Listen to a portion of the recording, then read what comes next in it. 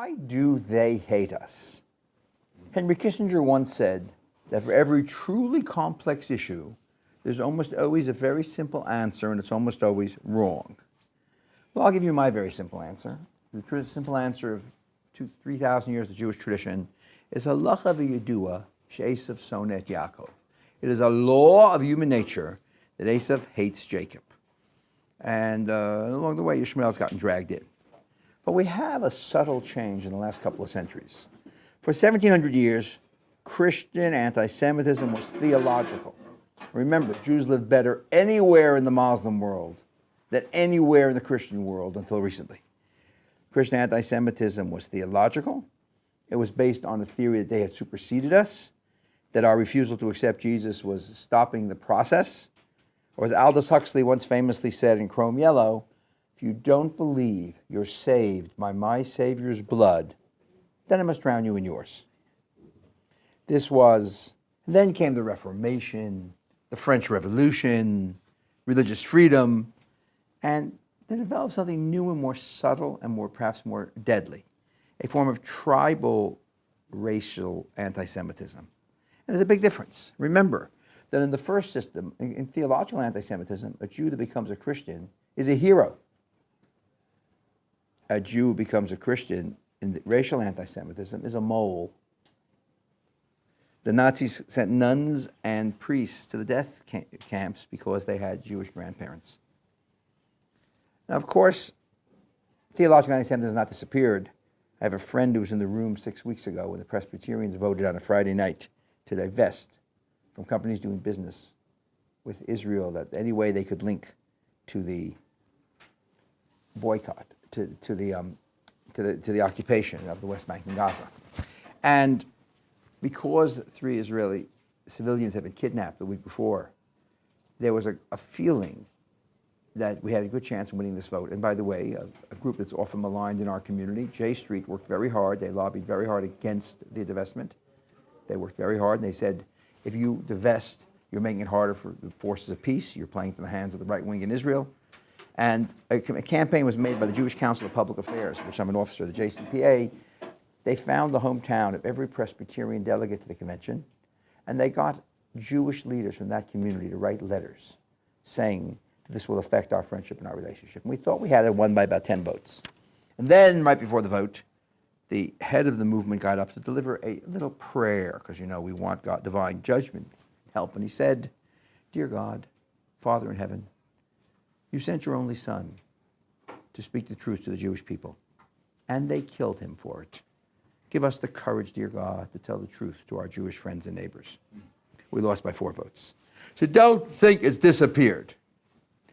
Now, Masa Avot Siman Labanim, we have a tradition in our religion that things that are in the Bible are there for a reason. Father Jacob wrestles through the night with an angel. The long, dark night of the diaspora experience, and Father Jacob, representing the Jewish people, wrestles with an angel. And the Gemara tells in the Chul, the angel took 3 forms. First, it appeared as a robber baron, then as a pagan priest, and then, in its deadliest form, as a Talmud Chacham, as an intellectual, as a scholar. Rabbi Aaron Soloveitchik points out this is our history.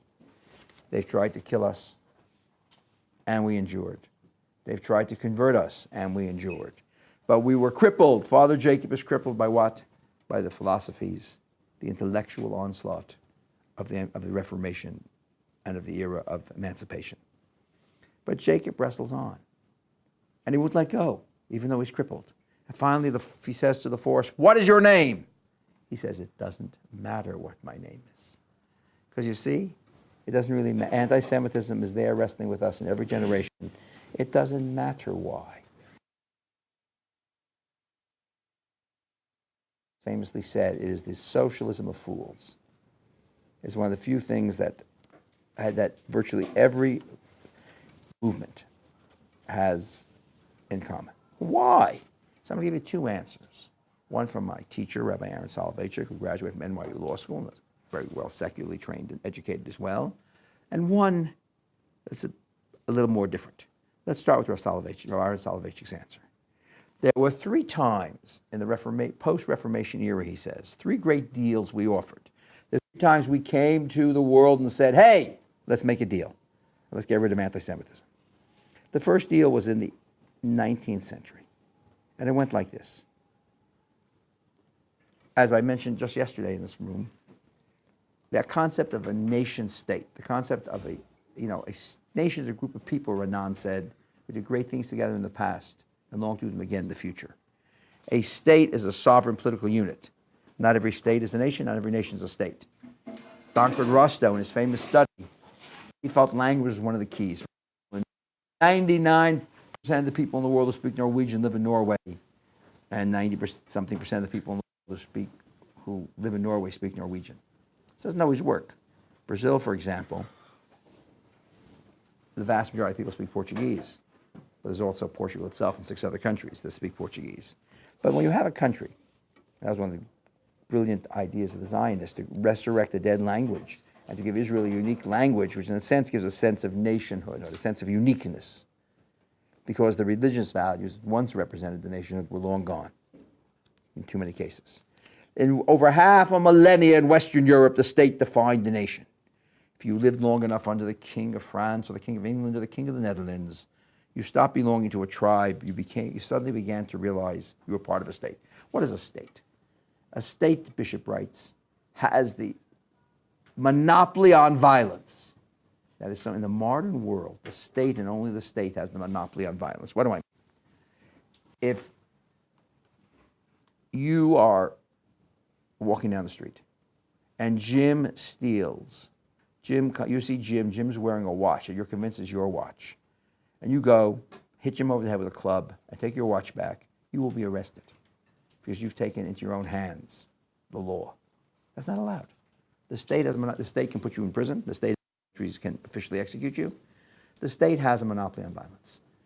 Our religious tradition teaches that if men will not give a woman a divorce, there are ways to obviate the problem, either by forcing him to or by rendering her a widow, thus releasing her from his relationship. There were some well-meaning people who broke the law this past year with, I would think, the best of intentions, and I would also say and they went and they kidnapped people and beat them and used electric cattle prods and stuff like that to get them given. And they're going to jail for a long time for kidnapping because the state has a monopoly on violence. Now, the state in Western Europe was defined by the state defined the nation. If you are a loyal citizen of the state, you're part of the nation. So Sir Moses Montefiore, wearing a yarmulke, could represent Queen Victoria as an ambassador to Turkey, no less. And guess what? Ottoman Empire. And guess what? He was a good Englishman. So a Jew could be an Englishman, a Frenchman, without any problems. Or at least so we believed. So we believed. That was the first trade-off. We will become good citizens of the state and thus be part of the nation. Well, in the Dreyfus affair and the events of since the Dreyfus affair, it's safe to assume that didn't work too well. Except maybe in the United States and Canada, where there is no particular single ethnic group that considers itself part of a nation. To be part of the American nation is such a polyglot.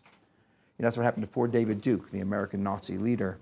He decided to run for governor of Louisiana, and he was against Catholics, Jews, and blacks. Jews are an infinitesimal minority of Louisiana, but Catholics and blacks are a large majority. And had he just stuck to Jews, he might have won. Of course, he also said on national television, "I swear to God, I'm a proud Nazi, but I'm not an anti-Semite. Because in America, it's politically unacceptable to be an anti-Semite. Great, it really is. That was deal number one, and it didn't work. Deal number two. This nationalism that starts in Western Europe spreads in the early 19th century to Central Europe, where Bismarck says culture is destiny. For the first time in human history, independent German polity and independent Italian polity. And then it spreads in the last quarter of the 19th century to Eastern Europe, where there's seething ethnic groups. Each ethnic group says, I am a tribe, and my tribe is a nation, and we're entitled to a state.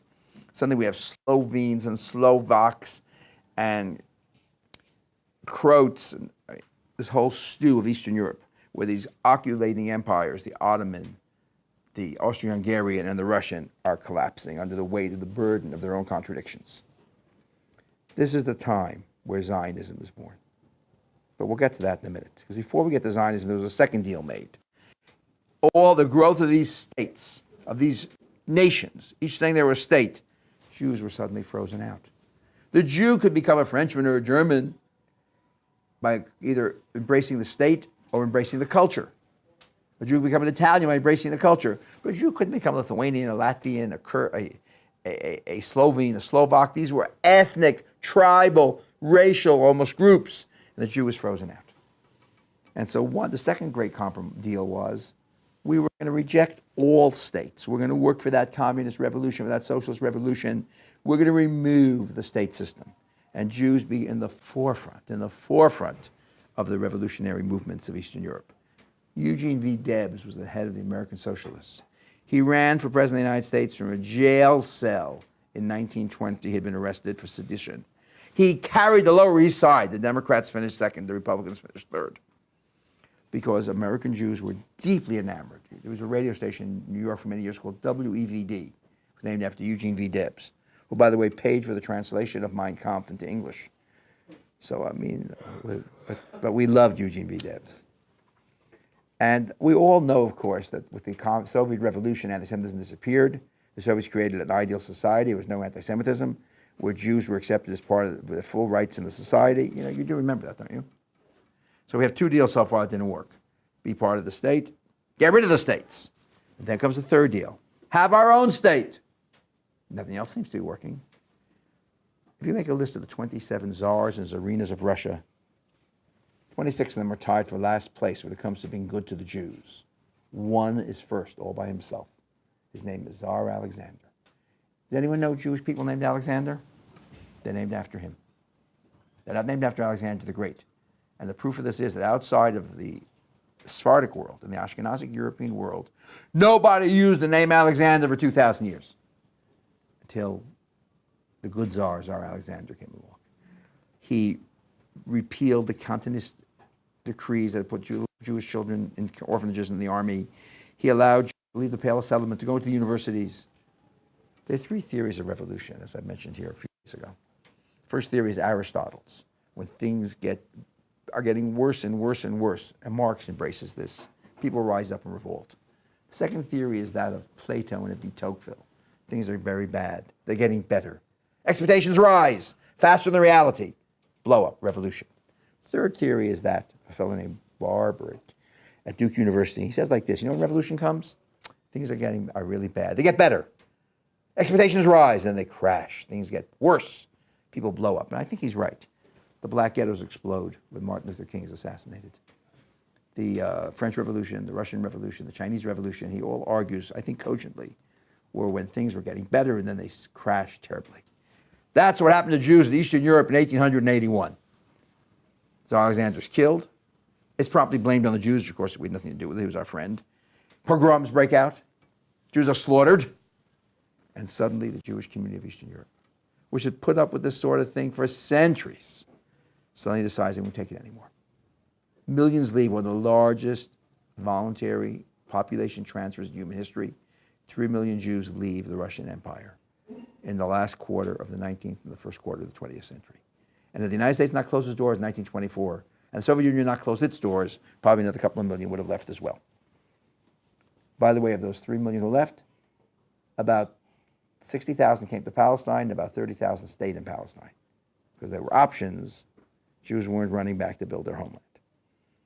However, there's a Slavic historian named Herzen. He writes in 1879, the tragedy of the Slavic peoples, they're all geography and no history. The tragedy of the Jewish people is they're all history and no geography. And a doctor named Leo Pinsker, after the pogroms of 1881, after this devastating setback, Pinsker writes a little pamphlet called Auto-Emancipation. Does not mean that you're old enough your parents give you a car. It means that Jews have a right to have their own land. Pinsker writes, Jews are a ghost people everywhere. And they say this is an aberration created by our lack of a state. We have a Jewish state. Anti-Semitism will disappear. I remember I was a kid, and I was born shortly before the creation of the State of Israel. I remember as a little boy hearing people say, when everyone sees the advances in science and technology and agriculture has been created in this new State of Israel, anti-Semitism will all disappear. Yeah, that's worked well, hasn't it? So we have these three deals. Become part of the state, and they'll embrace us. Didn't work too well. Be part, except perhaps in the United States and Canada, Australia, countries like that, there really isn't the sense of a nation state. Be part of the revolution to remove the states. We know well that we got rewarded for that.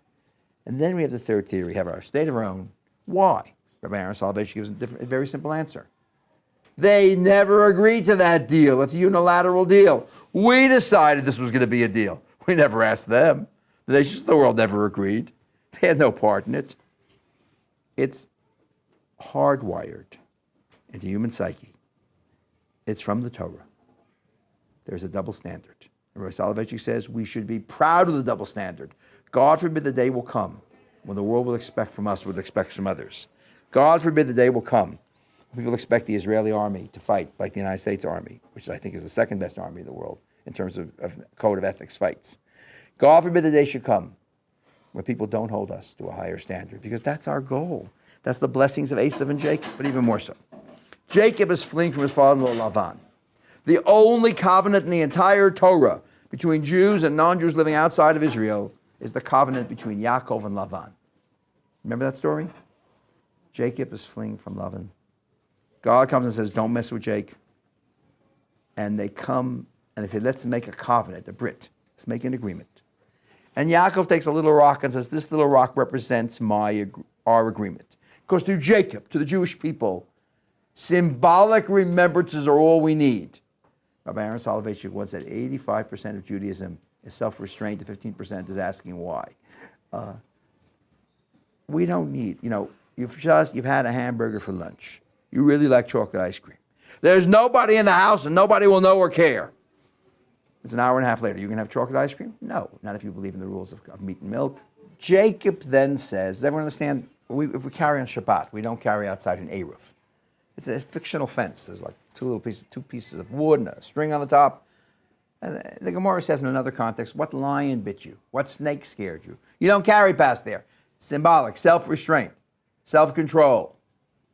It's all Jacob needs, a little rock. Esav says, I can kick that little rock into the next county. Yeah, little rock, what does that mean? Then Jacob has his sons make a large pile of rocks for a table, for a gala feast.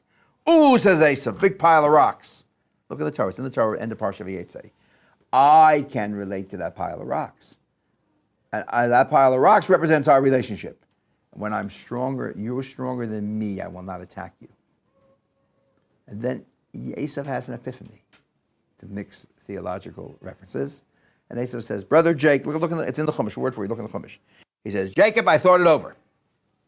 That little rock and the big pile of rocks represent your commitment to me. The big pile of rocks represents my commitment to you.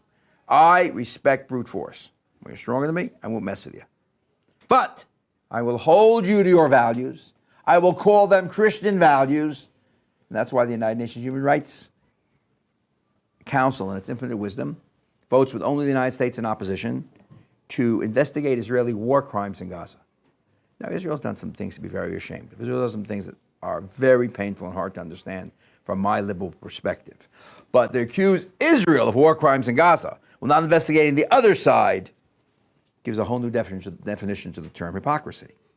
But it also represents this double standard of Esav and Yaakov, of Yaakov and Lavan. Lavan holds us to a higher standard. And when Isaac blesses his children, he says to Esav, When your brother doesn't toe the line, you will beat his brains out. And Esav loves his father, respects his father, and few things give him more pleasure than beating our brains out. And so, but let's remember something Rabbi Menachem Mendel of Kutsk, the great Kutzker rabbi, once said.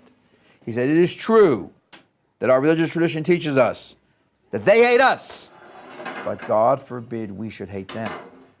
God forbid we should do the same thing. There's a tendency.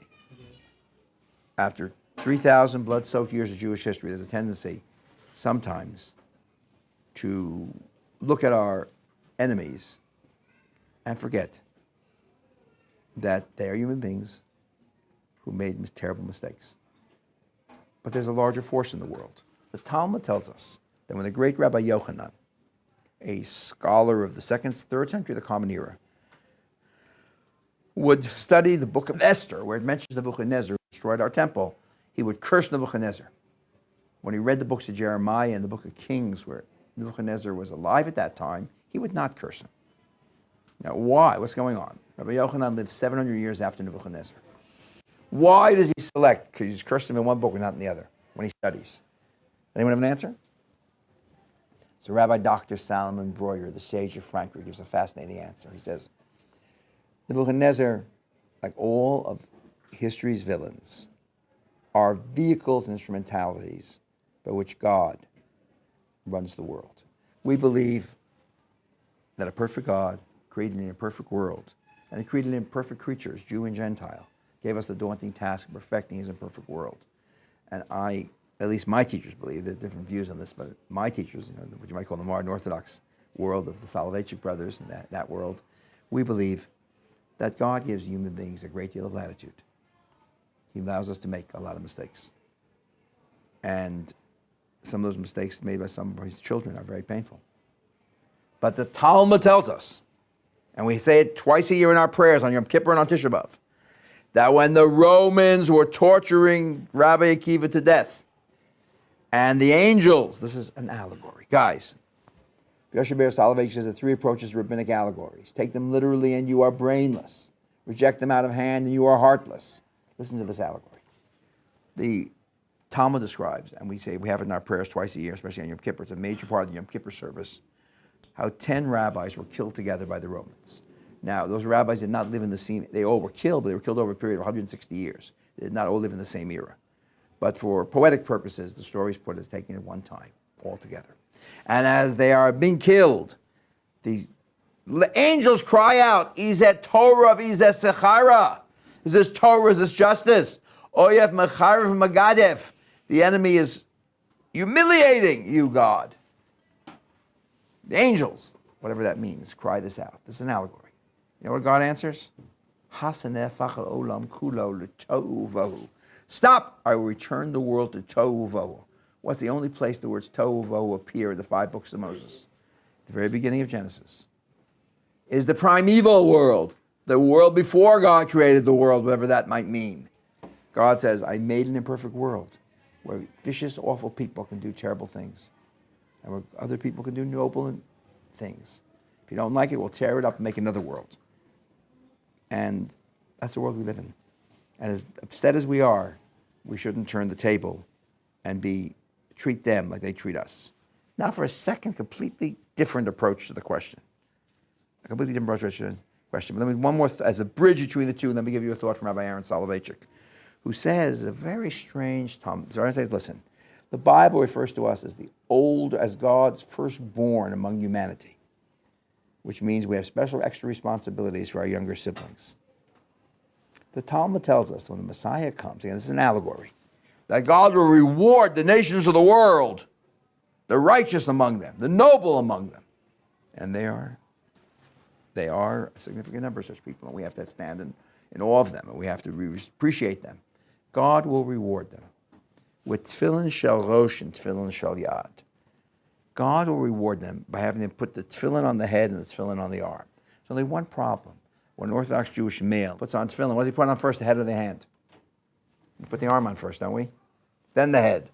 But God will reward the righteous. This is an allegory. They will put on the head and then the arm.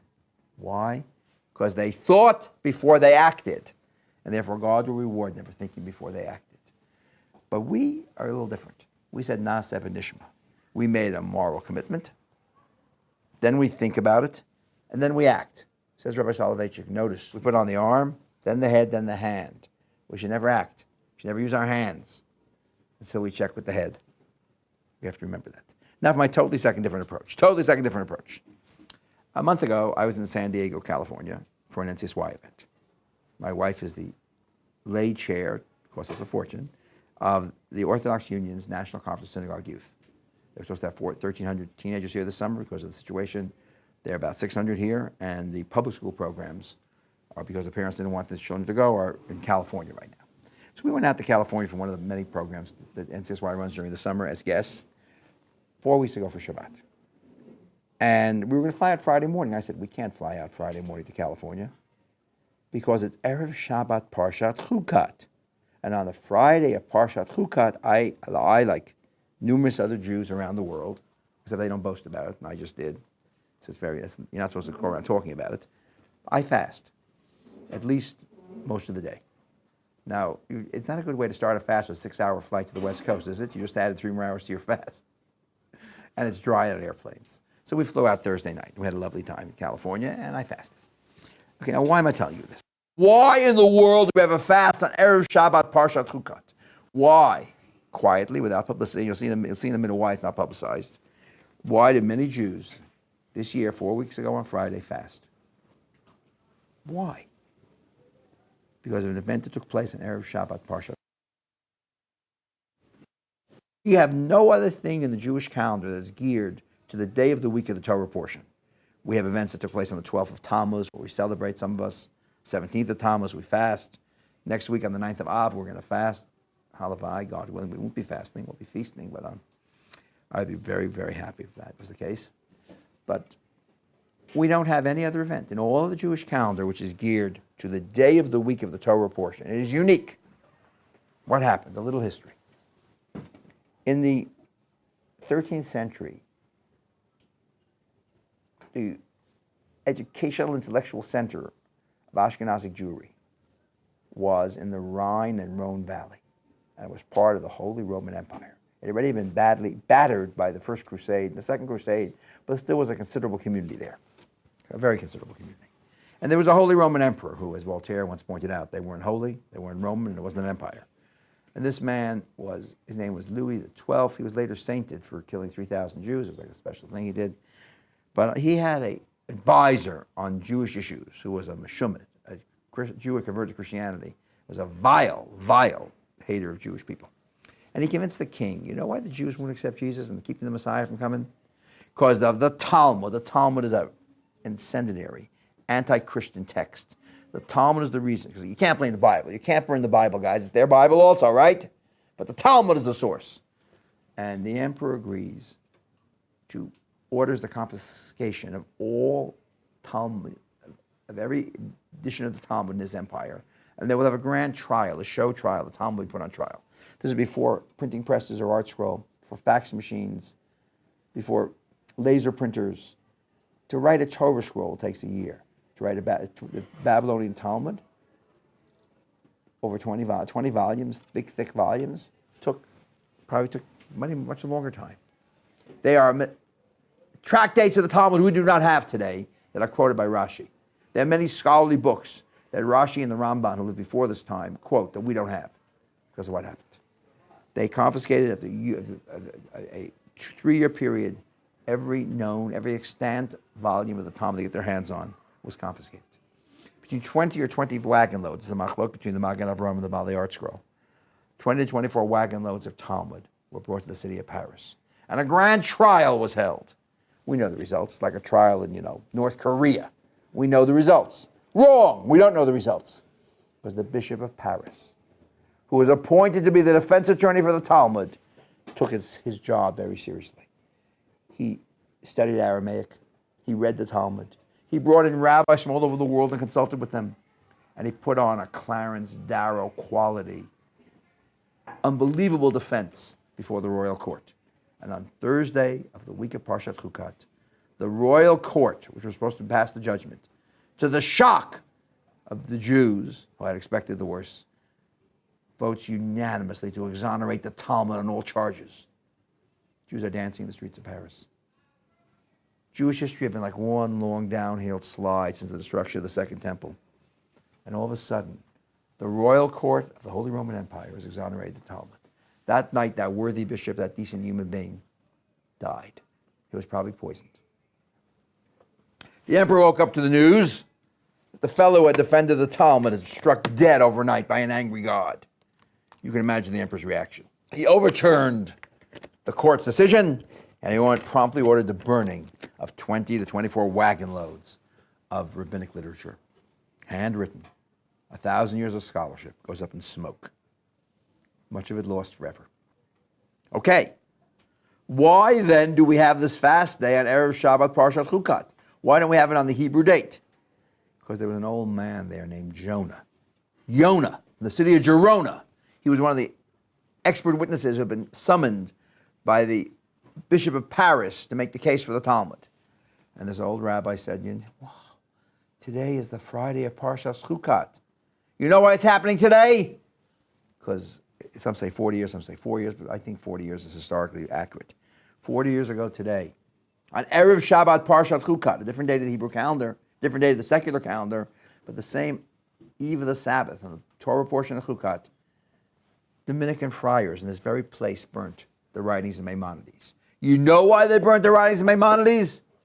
Because I, Jonah, and some of my friends who were zealots, had gone to the Dominican friars and said, there's this rabbi in Spain, Maimonides, he's writing heresy. Read his stuff, it's outrageous. And they had sicked the church on Maimonides' writings, and they had gotten them outlawed and burnt. He said, they wrote a book as a result called Sharei Tshuva. He writes the introduction of Sharei Tshuva, this classic book on penance. Bill Clinton, when he's giving a speech after Lewinsky, quoted from it. You know it's a classic. He writes Sharei Tshuva, and he says in his book, in his Hakdama, he says, when we burn our own books, when we have others burn our books, they turn on us. You know one of the reasons they hate us? We hate each other. Because we attack each other, we malign each other. When Jews fight with each other, non-Jews agree with both sides. And Jews, in Kempton's immortal phrase, form a firing squad in a circle. We attack each other, we demean each other, we delegitimize each other, we insult each other, and then we're surprised that the nations of the world repeat the same language. We're surprised when they pick up the same rhetoric. We're surprised, and we shouldn't be. I want to end with a little bit of a complex Dvar Torah. Today is Rosh Chodesh, the first day of the Hebrew month. And we have in the Rosh Chodesh, we say the Musaf, the additional prayer. In the Musaf prayer, we misquote the Bible. We deliberately misquote the Bible. In fact, we do that in almost every Musaf prayer. The Musaf sacrifice was an additional sacrifice that was added on special occasions. For 7 days of Passover, for 8 days of Sukkot Shmini Atzeret, once a month on Rosh Chodesh, every Shabbat, Shavuot, Rosh Hashanah, Yom Kippur. On those special days, there's a Musaf service. On the days there was a Musaf sacrifice in the temple, we, 2,000, 3,000 years later, say the Musaf prayer. Now, the Musaf prayer, Aaron Soloveitchik points out, the festive Musafs, the non-Sabbath Musaf prayer, has 4 components to it. Bear with me. There's nothing more confusing than math and sacrifice, and I'm doing them together. Ready? Every Musaf prayer has a certain quantity of calves, represent the chesed, the grace, the kindness of Abraham and Sarah. Where do we find a calf in the Abraham story? As a sign of chesed, as a sign of kindness? Where do we find it, guys? When 3 dust-worshipping Arab pagans, Abraham doesn't know they're angels. What does Abraham do? He runs to slaughter a lamb, a calf, to serve them prime veal. That's the first one. Then every single Musaf sacrifice includes either 1 or 2 rams. The rams represent the gevurah, the courage of Isaac, who was on the altar prepared to be sacrificed, till he was replaced by a ram. Every Musaf sacrifice includes 7 or 14 sheep. Sheep represent the Torah Emet of our father Jacob and his family.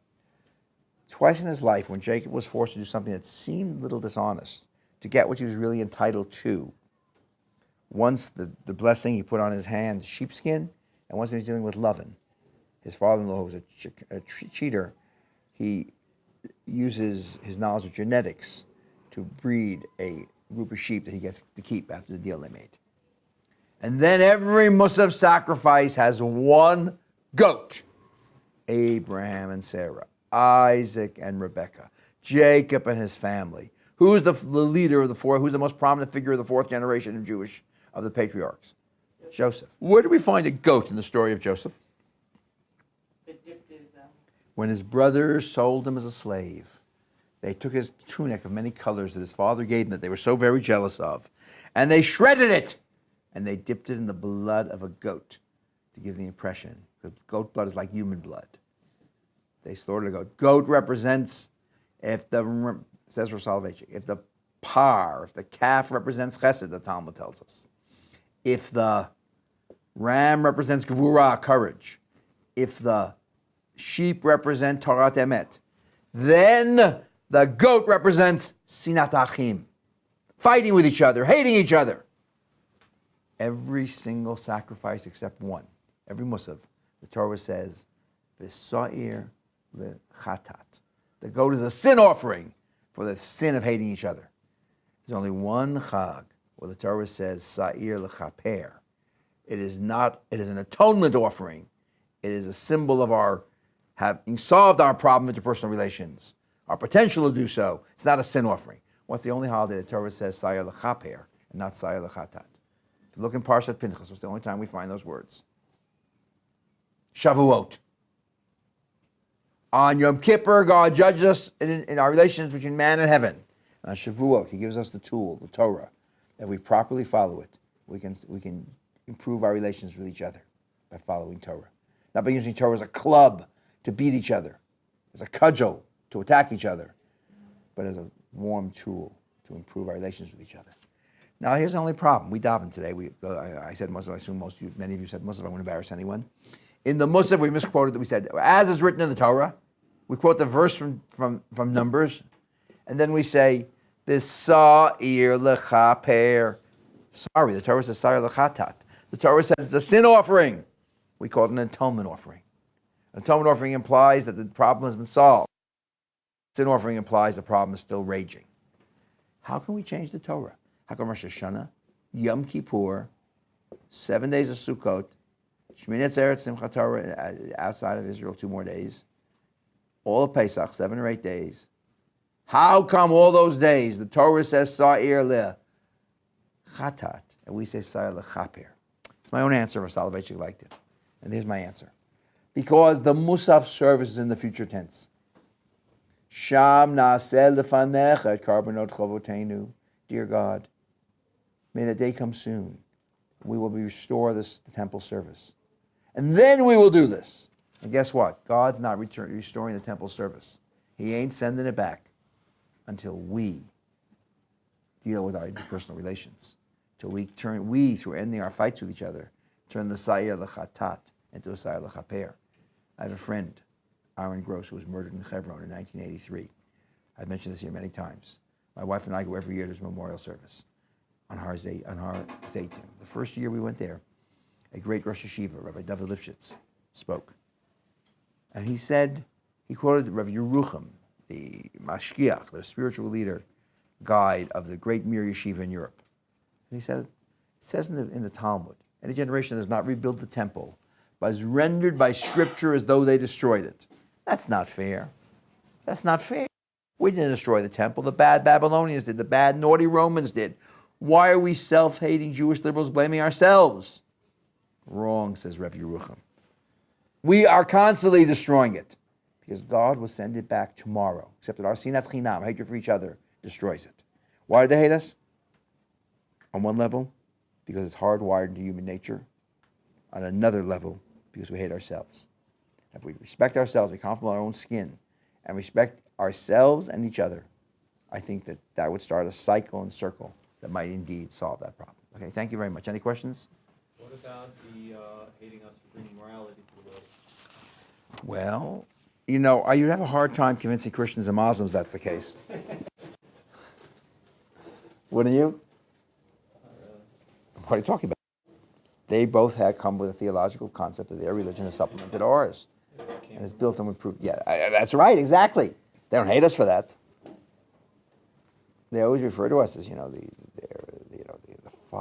I was once at a conference. I tell a story here several years ago. I was at a conference. The American Federation of Teachers has an annual Faith in Public School conference. The Orthodox Union is the only Jewish group that takes part. Reformed, conservative, and secular Jews don't want faith in the public schools. And more Orthodox groups don't meet with clergy of other faiths. So there we are, the modern Orthodox. There I am every year at this conference. They put me on a panel 3 years ago in Baltimore. The closing panel of the conference, 800 clergy in the room. Most of them, a large proportion of them, are Protestant ministers, a chunk of blacks, Muslims, of Catholics, Muslims, but largely Protestant, I think, and a lot of African Americans and Hispanics. And there I am, and I'm on a panel, and they have this minister, this woman, progressive Christian minister, myself, and the minister of the largest black church in the United States. It's in Detroit. And the three of us are going to be on the panel. She finishes her remarks by saying, throughout the New Testament, when it says teacher with a capital T, it means the Lord Jesus. Teacher with a small t, it means the rabbis. Having heard from the gospel of the Lord Jesus, now we'll hear from the rabbis. You know what I said next? I'm not a rabbi, but I'm Jewish. Yeah, guilty as charged, ma'am. And I said a blessing this morning, thanking God for teaching me Torah. You may study with the Son, we'll study with the Father. Every priest, every minister there took out their pad. Oh, good thing for my sermon this Sunday. They have no problem with that. They got it the best. What, of starting with the Father instead of the Son? Yeah, they understand. Either they think we're making a mistake, or they've accepted it. And some of the Catholics now officially have accepted it. Let me tell you one more. May I tell another story? Did I tell the story here about what happened next? The next guy is the black minister, and he gives the most unbelievable speech I've ever heard in my life. The guy speaks in poetry.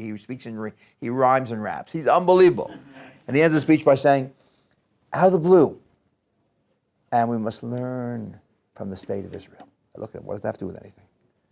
Israel has been mentioned 3 days. I was so happy. It says Israel is in a very bad corner of the world, surrounded by thugs and hooligans, terrorists and murderers, and they wrestle every day between their religious prophetic vision and the reality of their bad neighborhood. And our children in the ghettos have the same situation. We should learn from Israel how to be. I'm going there. Huh? I said, "Have you ever spoken to AIPAC?" He said, "What's AIPAC, brother?" He was good. Your question's a good question. I think that's certainly what the Nazis said, but I don't know if that's so true today. I think it's very true today, especially the way that the world does not relate to right and wrong. It's all about being politically correct and about yourself. Yes. Well, many of our Jews, a large percentage of our Jews are the same. Huh? A large percentage of our Jews are the same too, right? So I don't know if that's true. I think anti-Semitism goes deeper than that. That might be anti-orthodoxy.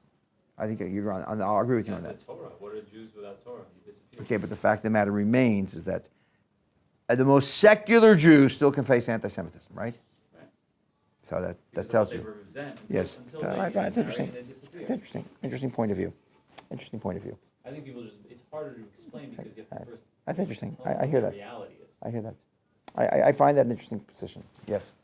Yes. Do you think Thank you. That's very the interesting. Yeah. increase of intermarriage causes either an increase or decrease in the amount of anti-Semitism?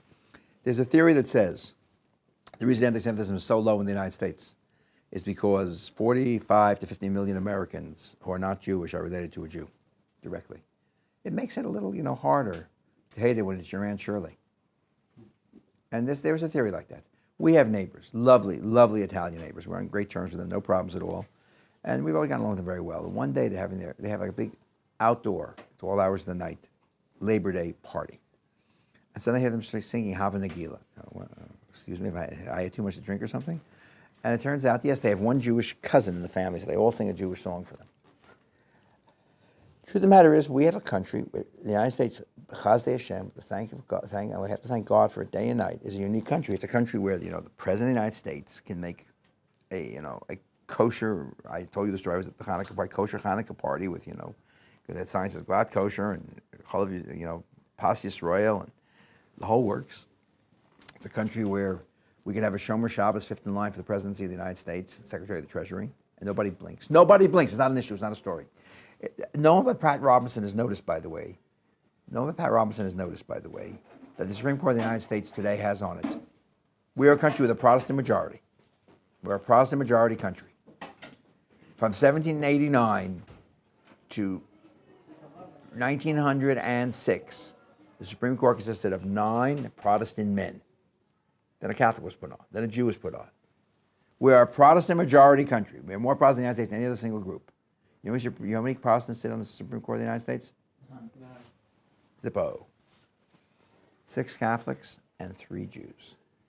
And you know something, except for Pat Robinson. No one said, Pat Robinson, in a famous moment, said, Democrats, the last 6 people who were nominated by Democratic presidents to be on the Supreme Court of the United States were either Jews or Hispanic or black. Nice fellow to have around. But the fact is, that's, by the way, that's part of the sense. There's a sense among white Christian America that they're losing their country. And I think that may yet lead to an absurd anti-Semitism in America. Pat Moynihan was a very brilliant man. Senator Moynihan had a very interesting observation. There was a Michigan Survey research study taken in the 1980s. And they asked people to identify certain groups. They're part of the majority or the minority. And it was a fascinating study.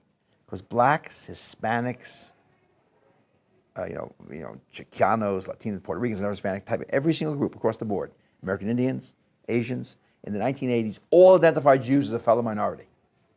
White Christians identified Jews as part of the majority. The Judeo-Christian majority.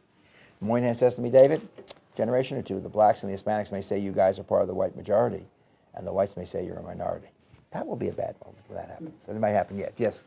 Do you think that a little more anti-Semitism might be a good thing in terms of the battle against intermarriage? I'll say this as gently as I can. Because Baruch Hu tests us in many ways. And what you're saying is the famous words of Rabbi Joseph Soloveitchik. You know, Abraham is told, Yadoa Teidak Yer Yazar Chaberetz Lo Lahem. Noah's a surety that your children will be slaves in a land that's not theirs. The name of the country was never identified. The Medrash says that Jacob got a choice. You can go to the land of the whip and the branding iron, or the land of luxury and accommodation. And he said, if you don't mind, I'll try the latter first. And he goes to Lovin. He goes to Lovin, where your daughters are my daughters and your sons are my sons. And what happens after 20 years with Lovin? He picks the branding iron, he picks the whip, he goes, but leaves Lovin knowing that the next exile will be in Egypt. So there is a point of view in our tradition that says, we're better off. We're better off. I am thankful to God that I haven't had to be tested that way, and I'm kind of thankful I live in a country with a great tradition of religious freedom. But I see your point. It's as I said, there's something in the theology. There's a big chunk of our religious theology that says that. Yes. There's like a big focus. I was working with the Reform movement for a couple of years, and there's a huge focus on inclusivity and having open doors and being open to everybody. Right. And that includes Jews, non-Jews, and every type of sexuality and every type of gender. Absolutely. Type. And to me, at the time, it seemed great, welcoming people in, but it took on a flavor of what we're doing here can't be actually that. How could I have that much actual sort of truth behind it if it's actually open to everything? What do you think about that? And what do you think There is a problem. I'll quote Andrew Young, the former mayor of Atlanta and ambassador to the United Nations. I once was with him at a Jewish conference, and I said to Atlanta, Mr. Young, can you explain to me Jimmy Carter? He became so anti-Israel, almost anti-Semitic in his behavior. He said, I'll tell you why. Jimmy believed, he was a member, he's a born-again Christian, a deeply devout evangelical Christian. And when Menachem Begin shook hands with Anwar Sadat at Camp David, he believed this was setting the stage for the second coming. And when the Lord didn't come, he was convinced the Jews had once again killed him. So it's theological anti-Semitism. And then Andy Young smiled and said, the problem with Jimmy, never forget, they were good friends at one time, is that if everybody is morally equivalent, there's no morality in the world. If all values are the same, if everything is okay, now I find it, I will admit the liberal half of me is very sympathetic to that. But there have to be standards and breaks. There have to be, it doesn't denigrate.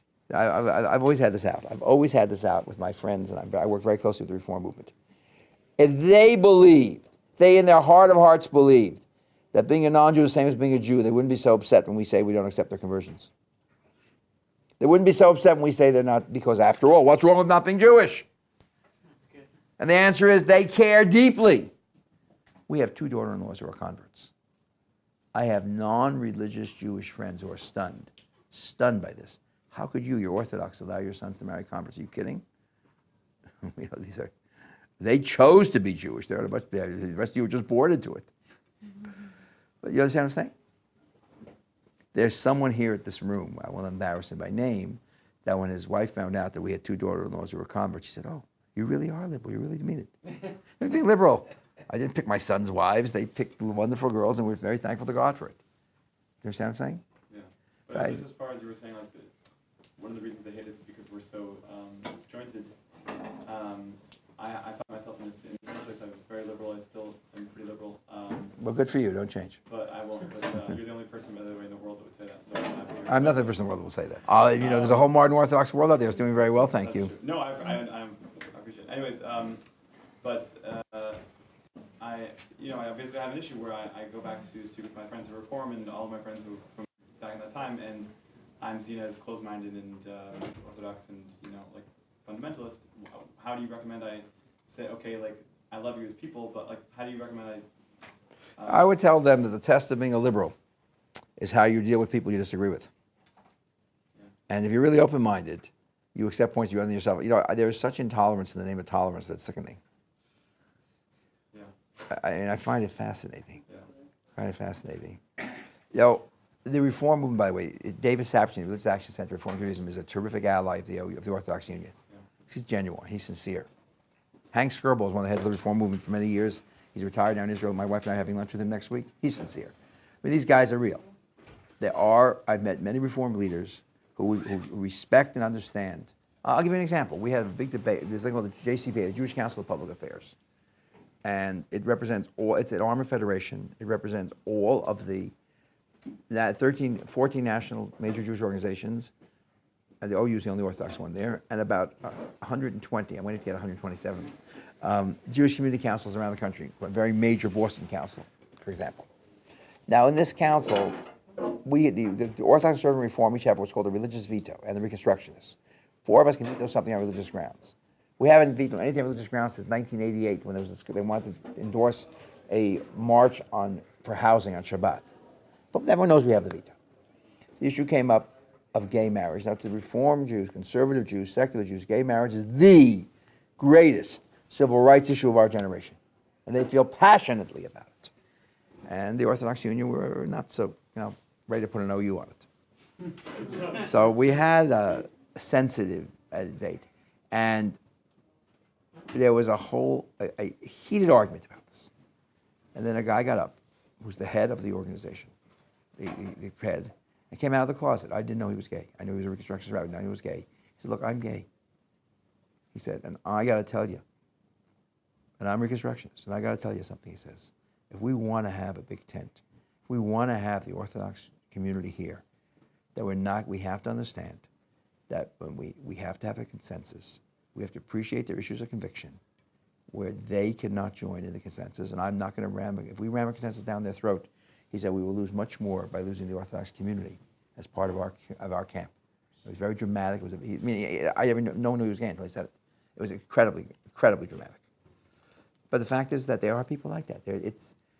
I've discovered that if you deal with people rationally, I'm saying don't let religion be the tool. Rabbi Aaron Soloveitchik said, never let religion be your excuse, even when it is. Come on, something else. So we'll end with the Dvar Shower. May I? Okay. The Mishnah tells us in Yuma that on Erev Yom Kippur, on the holiest day, even the holiest day of the year, we take the high priest into a special chamber. He faces the entire Sanhedrin, and he swears he's going to do the ceremony correctly. Because there was a 400-year fight between the Sadducees and the Pharisees. Whether the Torah commands to take a censer of coals and to take a scoop of incense and put one on the other and make holy smoke. That's what the term comes from. Do you do it before you walk in, the Sadducees? You do it inside, the rabbinic tradition. For 500 years they fought over this. And they make the guy swear a mighty oath he's going to do it correctly. And then it says, he turns and cries and they turn and cries. Ask for Soloveitchik, what's going on here? Maimonides does not write a storybook. Maimonides writes a book of laws. Maimonides brings it down as a halacha, as a law.